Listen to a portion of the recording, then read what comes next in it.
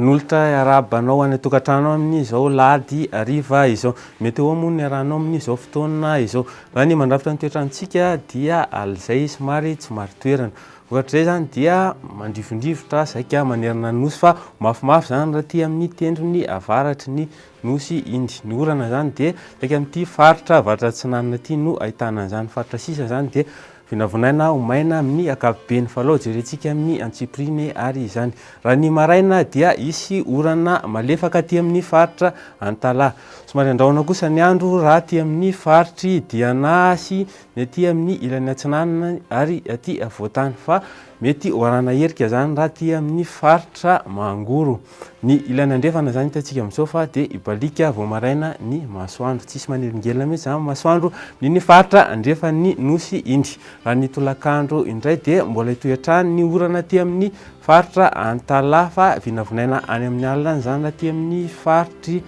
Nalanjorofo indy hitantsika amin'izao koa fa vinavinaina hisy orana ty amin'ny faritry Nosy sy iny Ambanja indy ny aty Voatany moa dia andrahona vitsy ny andro fa mety anjombona ny andro raha ty amin'ny faritry Beroro sy aty amin'ny ilany atsimo atsinanan'ny nosy ny ambiny zany dia mibalika be ny masoandro raha zay ary ny toetrandro vinavinaina dia toy izao indray ny maripana raha ny rapitso maraina zany hitantsika amin'izao dia eo amin'ny 20 ka hatramin'ny 30 degré celsius raha niny morotsiraka iny ny aty Voatany moa dia eo amin'ny 12 ka hatramin'ny 12 degré celsius raha ny tolakandro indray dia saika mihoatra ny 30 degré celsius zany akoatra ny faritra Analamanga zay